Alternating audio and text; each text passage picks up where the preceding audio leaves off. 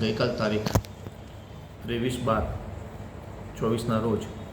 એસઓજીને બાતમી મળેલ હતી કે તાંદરિયા શકીલાબાગ સોસાયટીમાં રહેતા આબિદ અબ્દુલભાઈ પટેલ ગેરકાયદેસર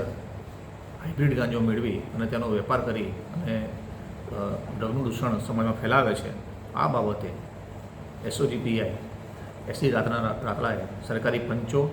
અને માણસો સાથે સ્થળ ઉપર રેડ કરતા આબિદ અબ્દુલ પટેલ ઉંમર વર્ષ 20 નાઓ હાઇબ્રિડ ગાંજા 734 ગ્રામ સાથે મળી આવેલ હતા